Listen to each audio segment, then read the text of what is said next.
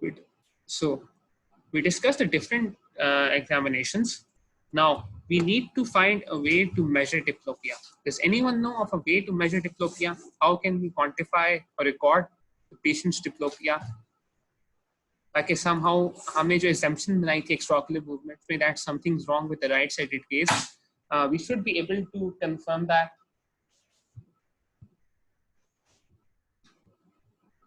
So how is there any way we can measure diplopia?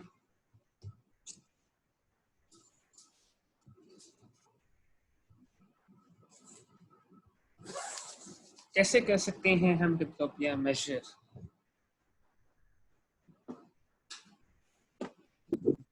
By using a diplopia chart. Using a diplopia chart. If you do not speak, I will not move forward. ठीक है, वैसे ज़्यादा लोग होते हैं, if someone speaks up, it gives you an excuse to move forward. However, कोई नहीं बोलेगा तो मैं नहीं बोलूँगा. Yes, you can use a diplopia chart. We can diplopia chart. We can chart the diplopia. इसके अलावा दो इन्वेस्टिगेशन आपको खुद बता देता हूँ. One is a Hess screen. I'll show you in the next session. And the second is a Wirtz 4-dot test. These are used for diplopia charting. Hess screen, Wirtz 4-dot test. I'll show you them ताकि आप किसी में बैठे. Let's see a diplopia chart right now. Patient's right left. This is the diplopia chart which I wanted to show you. This is from the patient's perspective. And this chart has been drawn from the patient's perspective. Look at the chart. This is the primary position of case. This is elevation. This is depression. This is levo version. This is textural version. Textural elevation, textural depression, levo elevation, depression. What do you find abnormal in this chart?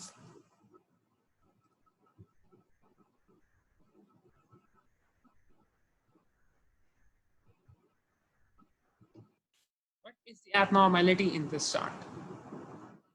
Extroversion is abnormal. Extroversion is abnormal. You're correct. So the patient, when he's asked to look towards left, he's only seeing one one arrow. When the patient is in normal position, normal gaze, he's seeing somewhat slightly. लेकिन दरमियान में भी आप देखें कि this white line, this black line, it delineates the normal from the abnormal. And towards the right side, he is seeing double.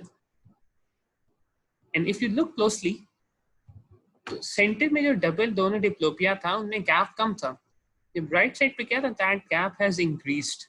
It means that diplopia is more towards the right sided gaze. When we do a diplopia charting of this patient, this is what we see. ठीक है, and it also confirms our suspicions which we found on extraocular movements. हमने extraocular movements पे देखा था right sided gaze में कोई मसला है. So when we did a diplopia charting, our suspicions were confirmed. There was actually something wrong with the right-sided gaze of this person. Okay, that's good. That's great. Now, before we move on to a CT scan and MRI, what else do you think we should perform? पुरानी investigation, कोई और investigation, कुछ और आप कराना चाहते हो? Blood test, CBC is sugar. Blood test, CBC is sugar. Okay, so you want to perform some baselines as well. In our young patient, 15 years old, you want to see a baseline. आप करा रहे हैं ताकि चलो आपको कुछ मिल जाए. Let's say that those baselines are unremarkable. Okay, usually we justify it in ordering baselines because they're not very expensive. आपको relatively easily पता लग जाता है इंसानों में. BSR तो आप क्लिनिक में खड़े-खड़े आप चेक कर सकते हैं, right? तो ठीक है, CBC ब्लड प्रेशर आपने मेजर करना था, baseline is unremarkable, BP is normal. Ophthalmology की तरफ थोड़ा सा. ऑप्थेल्मोलॉजी में और हमने कोई इन्वेस्टिगेशन एग्जामिनेशन पढ़ी है which would you like to perform in this patient? कुछ भी बोल दो. Think of any other investigation और एग्जामिनेशन. मैं हिंट दे देता हूँ. Do you think this patient has 6/6 visual acuity. So amblyopia तो इसमें unlikely हो गया, but he has squint. Should we check his binocular vision?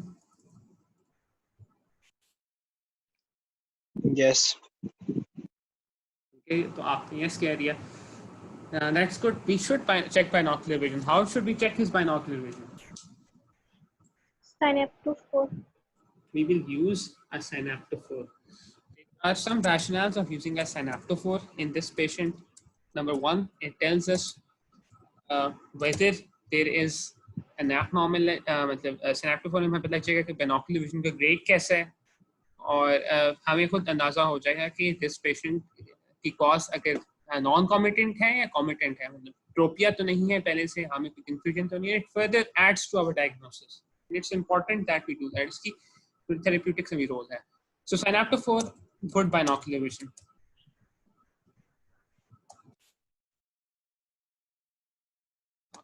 Right? So there's still one other investigation or examination which are not coming to it. So मैं आपको clue दे देता हूँ उसका. Coming back to our causes, we discussed that some are causes of paralytic squint, some are restrictive, some are kinetic. Is there any examination test? कुछ कोई तरीका है examination का जिस पे आपको पता लग जाए कि आया जो right case का मसला आ रहा है थोड़ा सा, is that due to a paralysis or is that due to restriction or overactivity? Force suction test. Can you repeat the answer, please? Force suction test. Force suction test. Okay, it's a very important test, and for some reason we've left it for at last. ये हमने start में कर लेता होता है. What is the force suction test? Let's see. So a force suction test, it basically assesses the movement. आप खुद patient की movement assess कर रहे हैं. What do you do in a force suction test? You use forceps. You anesthetize the cornea. Okay, and this is the cornea and the sclera. You anesthetize them, and using forceps, you hold the eye. और फिर आप आंख को खुद move कराते हैं towards the right, towards left, towards up, towards down. And you ask the patient to let go. बिल्कुल ढीला छोड़ते हैं, कोई मसला नहीं होगा. It's anesthetized. So if the eye is able to move completely up, down, left, right, उसका ये मतलब हुआ कि there is no restriction in the movement of the eye. Hence, the non-committant squint is most likely a paralytic type. अगर movement में कोई मसला होता है, for example, if you want to pull towards the right, but on slight pulling you feel a resistance, आपको खिंचाव महसूस हो रहा है, and you ask the patient to let go, and the patient says मैं तो कुछ भी नहीं कर रहा, and you feel resistance, then this means that the force action test tells us either there is a restriction or there is something pulling from the opposite side, meaning that either it's a restrictive squint or it's a kinetic squint. That is why it's very important that we perform a force action test, because it delineates or it clarifies one cause from the other two. हमें से पता लग जाता है force action test पे कि आया squint paralytic है या squint restrictive है. ठीक है? So force action and test, no resistance. इसका क्या मतलब हुआ? If there is no resistance, i.e. most likely paralytic. Okay, that is true. Paralytic squint है. So we ordered a CT, an MRI or a brain scan. जो भी है, we found out on examination on this investigation that our patient had an SOL in the brain. Okay. Our patient has a space occupying lesion. So based on this extensive workup which we have done, what do you think is our diagnosis?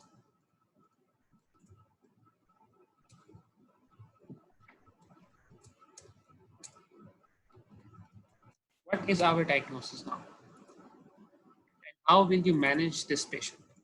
What is the DX and what is the RX?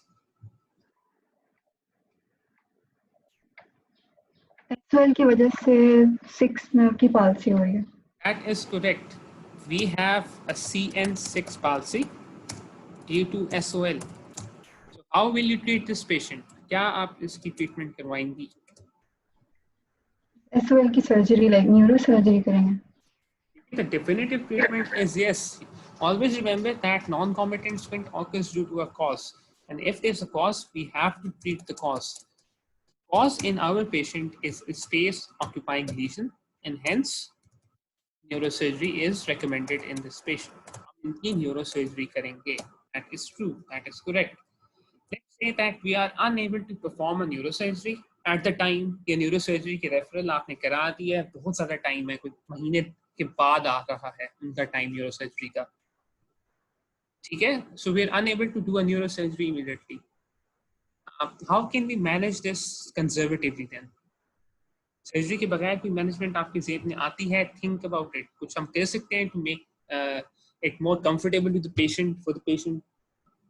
अगर हम diplopia को manage कर लें. हम diplopia को manage कर ले. How can you manage diplopia? That's excellent.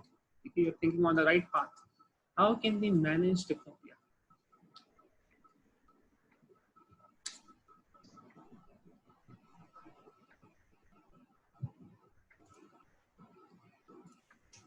Okay, so we've got an answer in the chat box. That is, we can patch the eye. जिस आंख में मसला हो रहा है, जिसमें डबल नजर आ रहा है, जिसकी वजह से we can patch the eye till then. So it's a brief management of the diplopia, right? Again, we have to manage the diplopia. One of the ways of managing the diplopia is we can patch the eye. अब if you think about it, this treatment is quite different. हमने जब diplopia से बात की तो हमने कहा था कि आंख में अगर नहीं नजर आ रहा तो अच्छी वाली आंख को पैच कर देंगे ताकि the weaker eye, the deviating eye, it's forced up to look. हम इसमें उल्टा काम कर रहे हैं. This eye is good. It has 6/6 vision. That is why this patient has diplopia, and we're patching the eye which is leading to diplopia. It's somewhat different. थोड़ा सा हम उल्टा काम कर रहे हैं, but we do that. So one of the principles of management is we patch the eye and we manage the diplopia. What else can we do?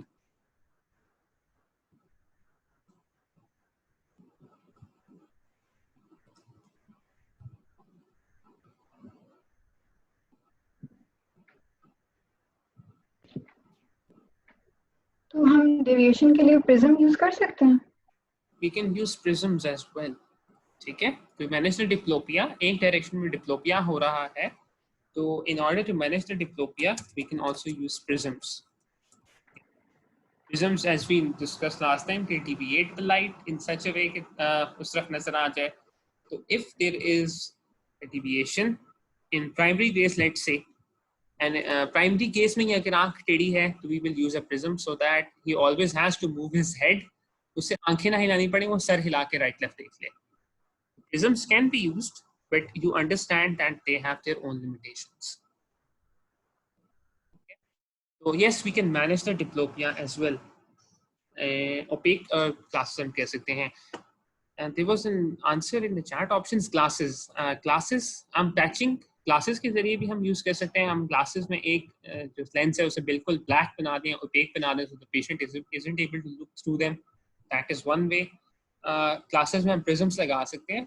But optical correction does not have a use because, for one thing, this patient has good visual acuity 6/6, and there is nothing in the etiology which suggests that this patient has a sensory cause of the deviation.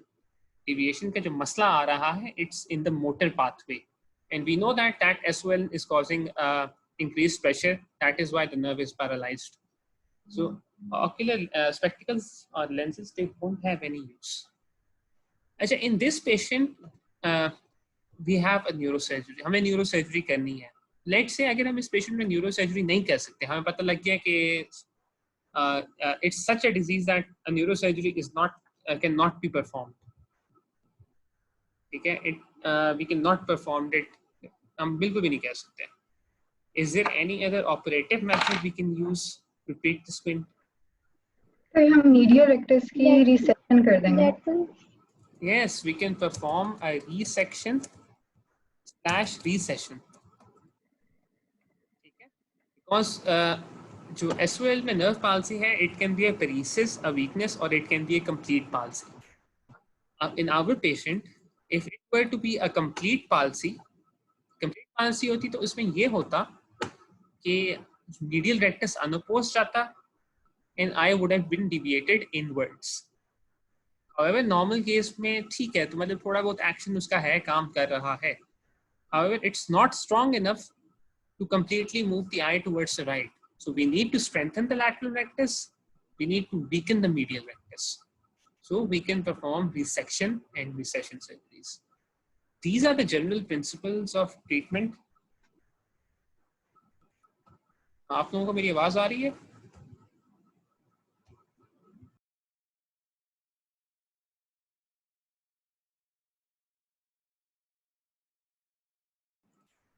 आप लोगों को मेरी आवाज आ रही है?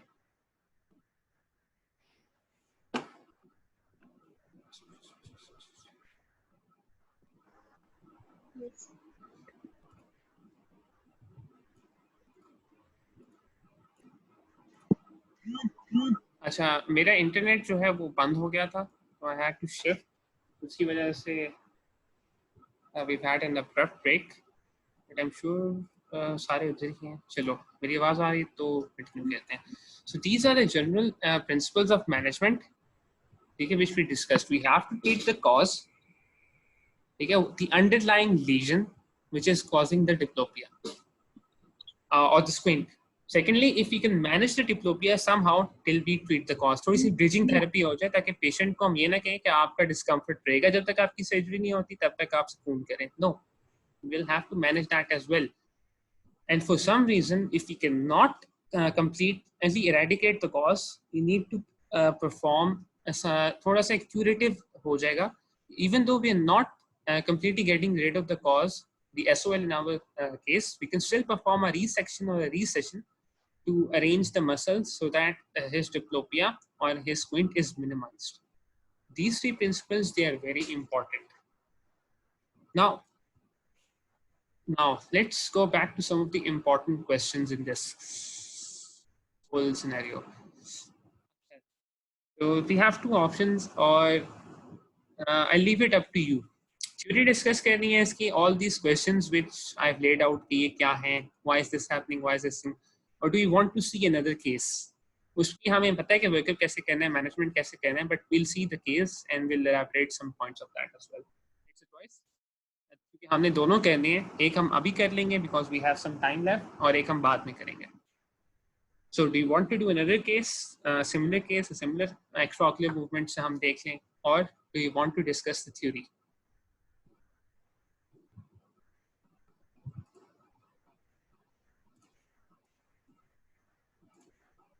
Another case. So we have 3 votes for case, 3 against 0 for theory. Theory important है, करेंगे हम बिल्कुल, ठीक है, थोड़ा सा दिमाग उसमें आपका खाया जाएगा, but it's good that we're discussing the case first. चलो, another case. History is irrelevant. We're only focusing on the extraocular movements in this patient. Take your time. Look at the patient. Extraocular movements are in 9 positions of gaze. Okay, don't tell me what is wrong. क्या मसला है, diagnosis अभी से आप नहीं बना लेना. Just tell me what do you think is wrong. What is abnormal? What is not normal? Based on your thinking and your rationale, we'll move on. Take some time. Look at this image. And then we'll discuss it.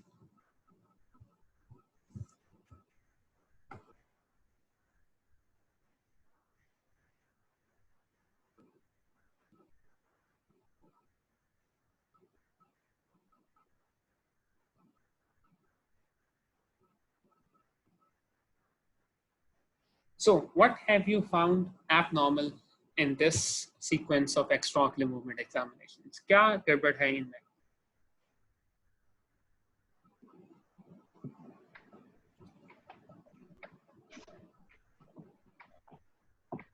जो first picture है first row की, उसमें left आई upwards जा रही है जब inwards देखना है तो. ठीक है, रुको एक सेकंड.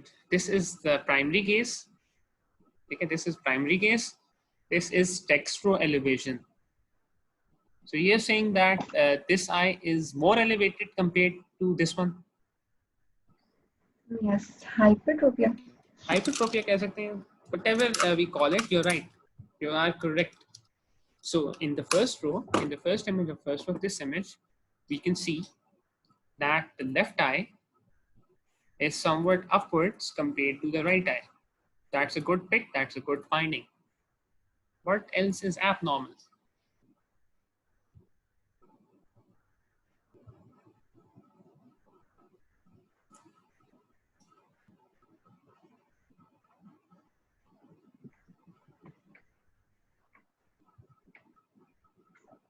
सेकेंड पिक्चर में भी डेक्स्ट्रोवर्जन में जो है वो जो राइट लेफ्ट आई है.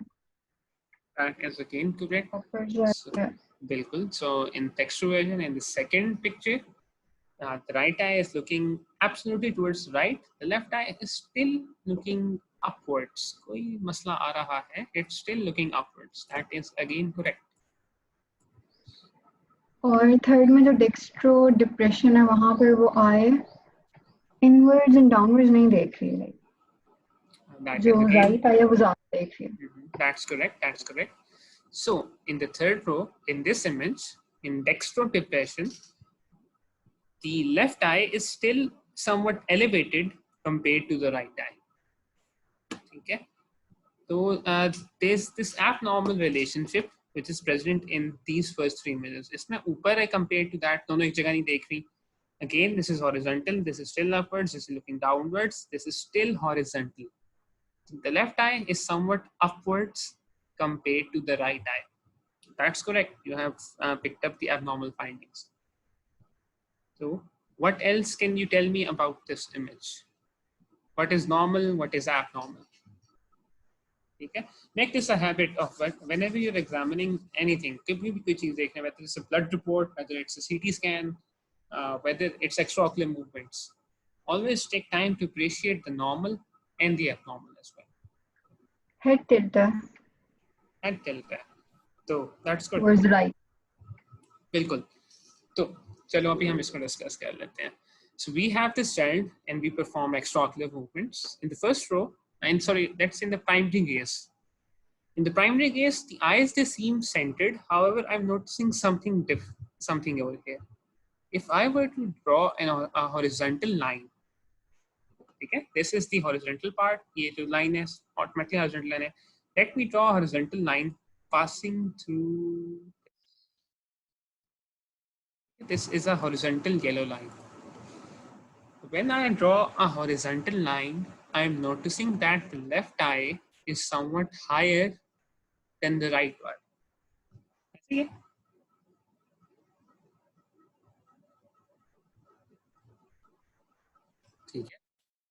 That's okay. That's what we can appreciate. When the patient is told to look upwards, elevate his eyes, more or less they're both normal, no issue, no problem. When he's asked to depress his eyes, depression, it's normal in this case. Usually depression is not normal. So when this patient is asked to levo-elevate, again, it's kind of normal. There's nothing wrong.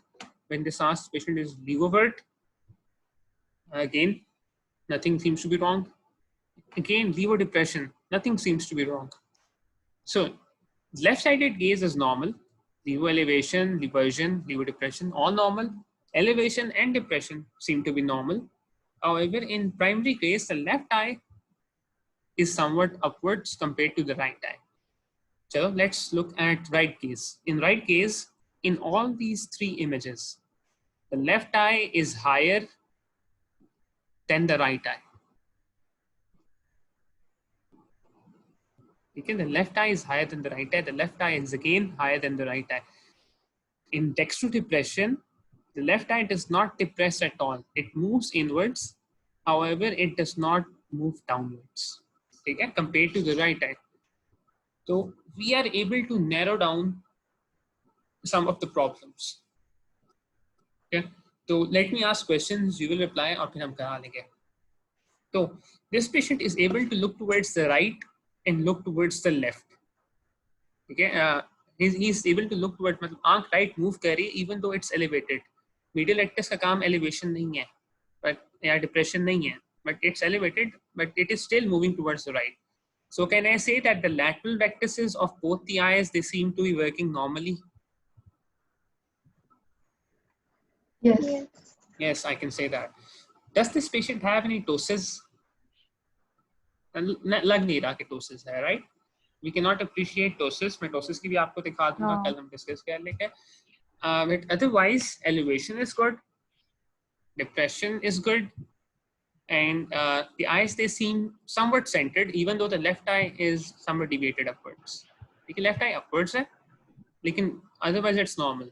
So I'm going on a limb and saying that the third nerve is also normal. It's functioning normally because medial rectus of the right eye and medial rectus of the left eye are both functioning.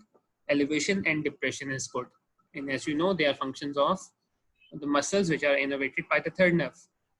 अब मसला आ रहा है, it's most prominent when the patient is asked to look towards the right and look downwards. In this direction of case, the right eye does look downward and towards the right. However, the left eye is unable to look downwards, even though it's looking towards the right. Right side can move hui hai, but it's not able to look downwards. So which muscle? Which is the muscle? What is the muscle which acts, which depresses when the eye is present medially or when it is adducted? ADD wala, adducted. What is the depressor in the adducted eye? Superior oblique. Superior oblique. So the left eye is exactly. So the left eye is unable to depress. It is unable to depress in adduction. So superior oblique is not functioning in this patient. And the superior oblique, as you know, it is innervated by a separate nerve. Superior oblique is innervated by the trochlear nerve. SO4 में आ रहा है. It's the fourth trochlear nerve. So there is something wrong with the trochlear nerve of this patient.